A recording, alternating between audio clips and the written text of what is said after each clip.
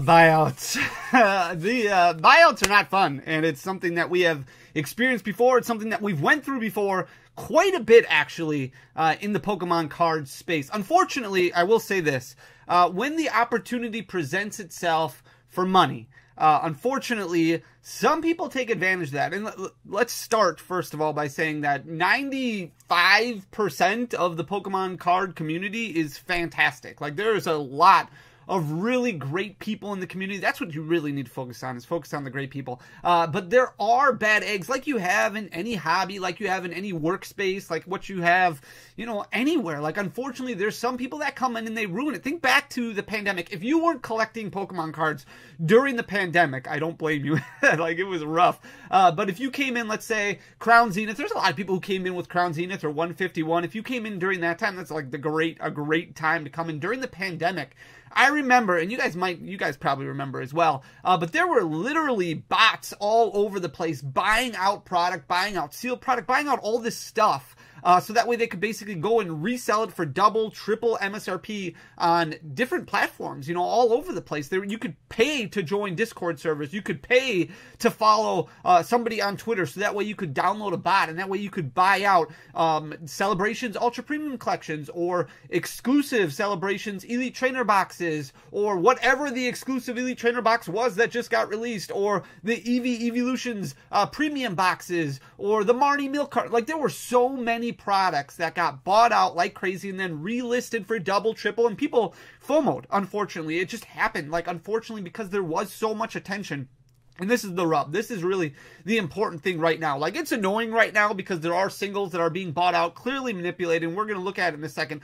I know there's been a lot of attention that has been played to it, or paid to it. Like, that's the big thing. There's been so much attention paid to it. And then some people are like, well, I really got to pull the trigger on this, or otherwise I'm going to miss out before it goes even more expensive. And the most important thing that you can do as a member of the Pokemon card community, if you are a collector or if you're a player, the best thing that you can do is pivot. Like, you really just need to pivot and just ignore all the noise. There's a lot of noise that's going on in a lot of different areas, but there is still, unfortunately, bad eggs out there. There's still Discord servers that exist, I'm sure, where people target certain cards or certain sealed products so that way they can buy that product and then relist it. Unfortunately, that's just people taking advantage in the situation, because when you put money in it, people take advantage, unfortunately, and that just is what it is. And because people see the attention that's paid to it, they think that that's the thing that they have to focus on right now. When you think of something, when you hear something over and over and over again, our minds automatically gravitate towards that information, and it's really difficult to stay away. But I cannot emphasize enough how important it is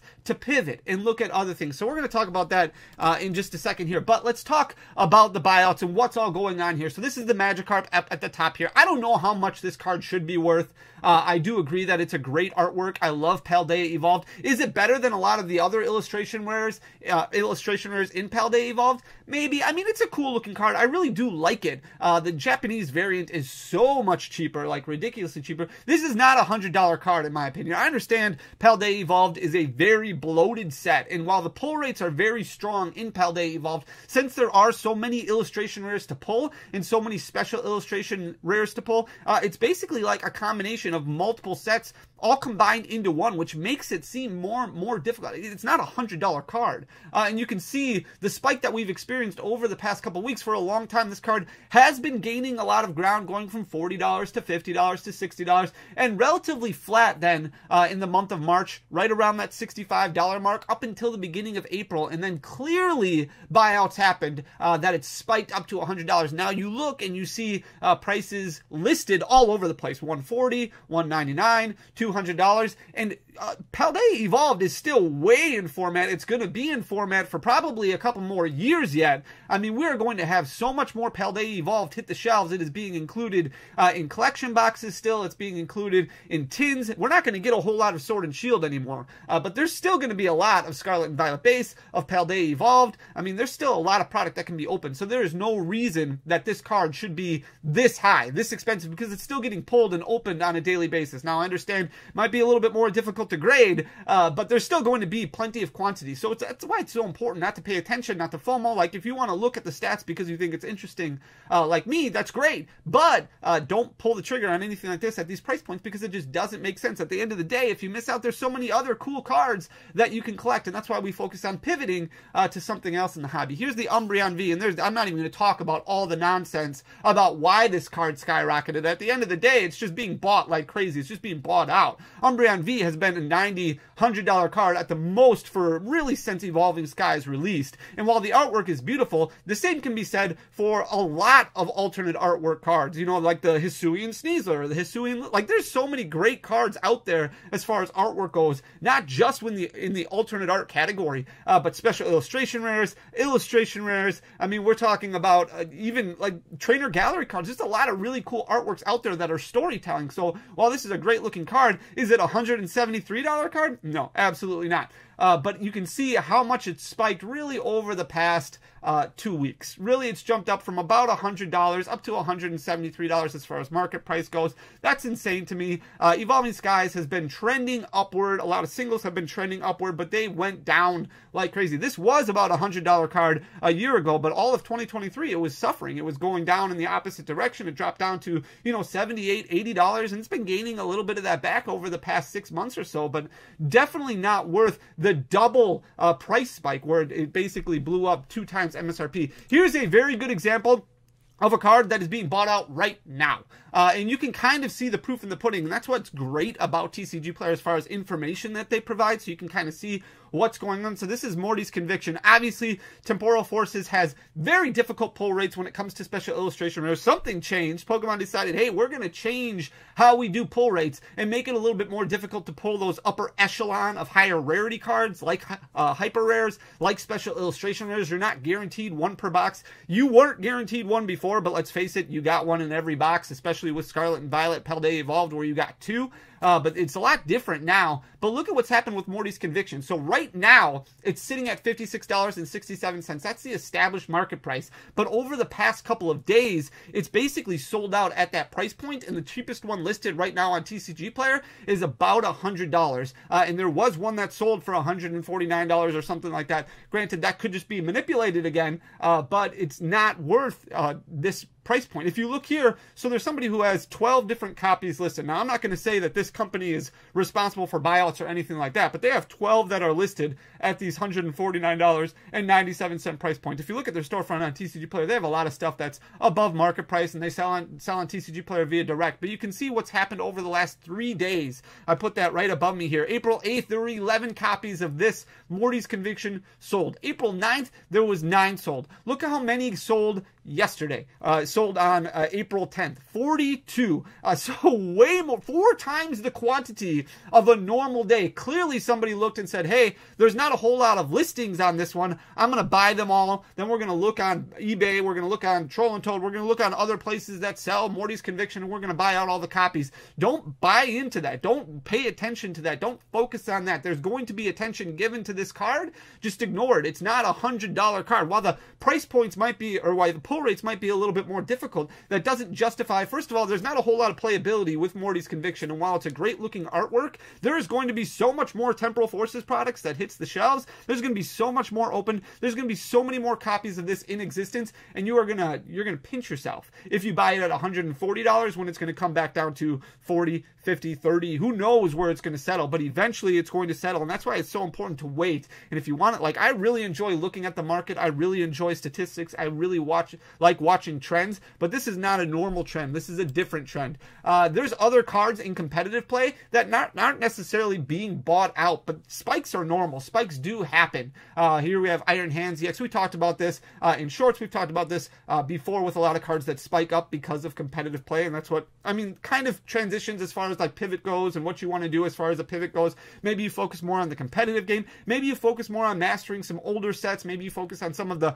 black and white era EXs, the regular arts, or some of the X and Y regular art EXs, or some Sun and Moon regular art GXs, some of the cheaper cards that maybe can take your attention away from some of this stuff that just released that's really just doesn't make sense as far as pricing goes. But buyouts have happened a lot in competitive play before, and I'm not going to sit here and say there's any buyouts that have occurred with these 2 cards, but it's not uncommon, unfortunately, for storefronts also to take advantage. I remember vending, I forget exactly what regional it was, but it wasn't too long after Lost Origin released, and Comfy was a big deal, and we had a bunch of Comfy cards, and another storefront came up and offered us $2 for every single Comfy card that we brought along, so that way they could go back and take them to their booth for $5. We knew that's what they were going to do.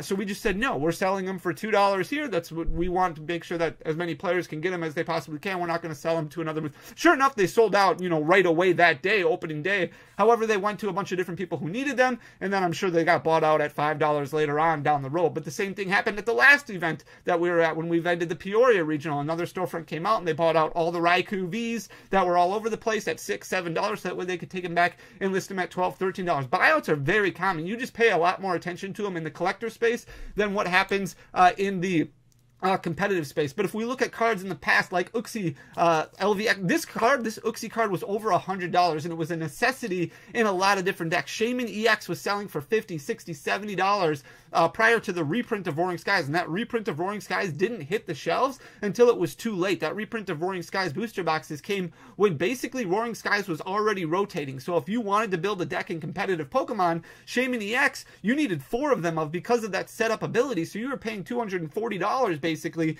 just on your Shaman EX, and all of a sudden it priced out a lot of people from playing competitive Pokemon, which is why Pokemon has changed so much now to make it a lot easier. You also had uncommon cards that did really well. Tapu Lele GX, another example of a card that people needed 4 of in their deck. This one right here, Zorua from Dark Explorers with Paralyzing Gaze, was super important. There's different formats in Pokemon. If you don't pay a lot of attention to competitive Pokemon, first of all, you should. It's a lot of fun, and also it does help if you're a storefront. It helps you understand the competitive space a little bit more and how it translates into the collecting space. But there's 2 different formats that happen or can happen when it comes to actual events. There's the standard format, which is what you have now pretty much all the time as far as events go. Major events are pretty much always standard.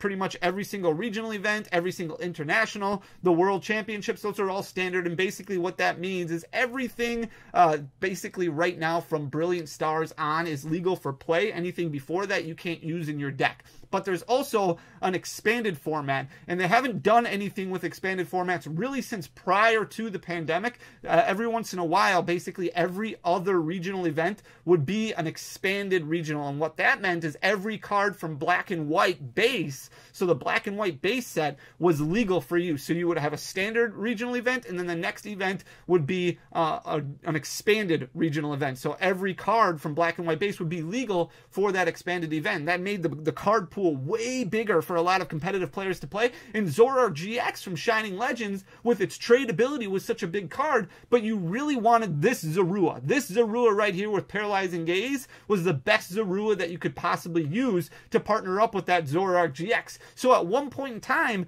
this card got bought out like crazy, and it eventually exploded up to over $30 for a common card. A common Zorua card selling for over $30. And unfortunately, people knew that that was going to happen, and players were able to take advantage of that because they were able to tell, hey, this card's going to do really well. And sometimes competitive players would manipulate the market, and they would say, hey, this Zorua is the Zorua that you need. And unfortunately, people bought in, people listened, and all of a sudden this card spiked up to over $30. It was really, really, really annoying. But you had that with other cards too. Volcanion, same thing happened with Volcanion, with its Flare starter that was really big in the Volcanion EX deck that was printed in Steam Siege. Custom Catcher was really big after rotation. When rotation hit, this card was basically selling for about 75 cents a copy, and then overnight rotation got announced, and this card jumped up to $10, $11 a copy overnight. So competitive market is really no different, but look what's happened. If you look at these cards now, Tapu Lele GX, Shaman EX is selling for $5, Tapu Lele GX is selling for $5.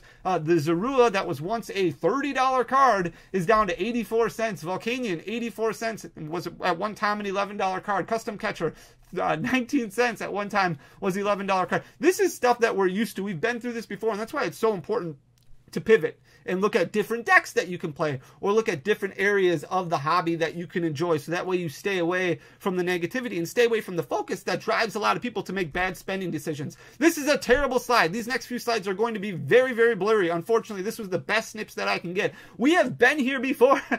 Do you remember the days, if you just got into the hobby recently or within the past couple of years, you probably missed out on this. But there was a time about 3 years ago where full art trainers across the board got bought out on basically every single platform. And you can see we've got a bunch of them highlighted here. And then I wrote the current price points of those cards at the bottom. Unfortunately, a lot of times, well, I guess fortunately, a lot of times buyouts don't work. Buyouts just don't work at all. You can see that Lily at the top there. Obviously, that one got bought out. Market price was at $156.50. Currently sitting at $419.57 3 years later. Misty's Favor also a lot higher. The Rosa also a lot higher. But if you look at the Reds Challenge at the time, $58.27 was already the market price. It got bought out. There was only 8 listings available because it got relisted at much higher prices. You can see the cheapest one being $82 at the time. That was 3 years ago. Now it's sitting at $77.63. So not too much more ahead of where the market price was already 3 years ago. You're only looking at about, what, 20% higher than where it was 3 years ago at the time. Marnie, this is the other thing too. Marnie at this time was not that old of a card. It was something that was printed in Rebel Clash or Sword and Shield base set. So this was only about a year and a half removed from release. So when it got bought out and the market price got inflated and the lowest listings jumped up to about $75, there was still a lot of people opening up Sword and Shield base. And that's why it's so important to remember that as we move forward when you look at the Ghastly and you look at the Magikarp, because there's so many more products, so many more Pokemon cards that are going to continue to get open, which is going to put more supply of that card into the market. And that's why it's so important to be patient, not FOMO, not pay attention to those things. But Marnie's sitting at $35.44. So despite the fact that it got bought out 3 years ago, it's cheaper now than where it was even established 3 years ago. Part of that is because it's not in rotation anymore, but also because it was so new at the time. Cynthia, obviously, Lucia, those are a little bit more expensive. Red and Blue also much higher than what it was at that time. Here's another bigger page. I'm hovering over the Skyla right now, which is about double the price of where it was, the Skyla from Breakpoint.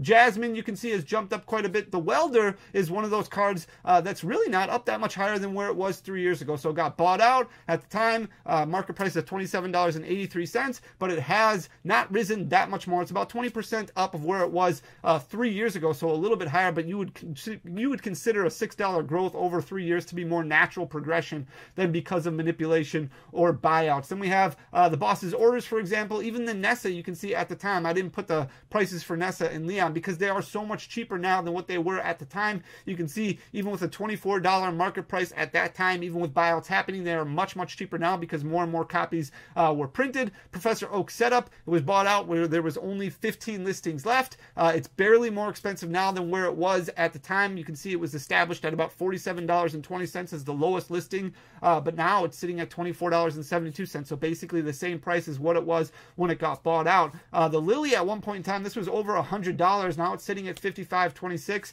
You can see the Bay, much, much cheaper now than where it was. The Lucamine, a little bit more, or quite a bit more expensive. There's Whitney, there's Blues Tactics, which isn't too much higher now than where it was. Another example is the Pokemon Center Lady. This was from Vivid Voltage. This one got bought out. The lowest one was listed at $56.99.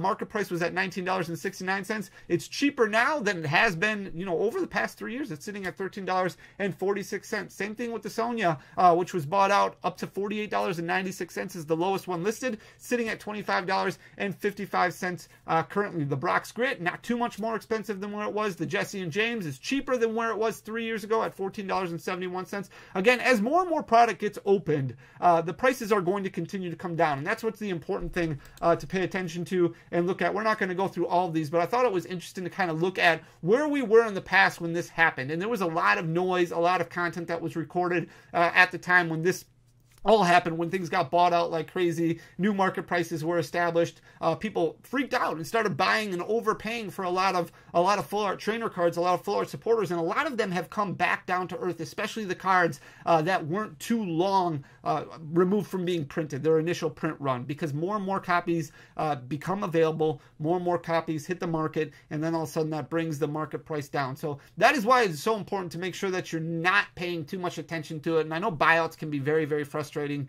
And trust me, I agree with you, and that's why it's so important. Like I talked in the other video that I just recorded a couple days ago, how money sucks, and I don't like paying attention. Like I don't like focusing just on that. And I think that when people do that, it brings a lot of happiness out of the hobby, because there still is so much good in the hobby. But when we only pay attention to the market and what's going on, then it does get frustrating. You know, negativity always makes the most noise in your life. That's the easiest thing to focus on, because it does mess with our mind so easily. So it's not easy to remove it from your life, but just focusing on other areas of the hobby is probably going to be the best bet, and not buying in to these new market prices that are being established. And ultimately collect what you like, but if you miss out on something that you thought you would like, maybe it'll become available down the road at a cheaper price, but that's okay. It's not that big. There's a lot of other options in the hobby that are super enjoyable, and that's what I think people should focus on. So I wanted to talk about the buyouts a little bit, but not go into too much detail about, I don't know what's happening. I think it's ridiculous. I think there's a lot of nonsense that's going on, but it's important just to collect what you like and enjoy the hobby, enjoy the space, maybe play the game. Have fun with that. I love you guys. Thank you so much for everything. We'll be back tomorrow with another video. Until next time, peace!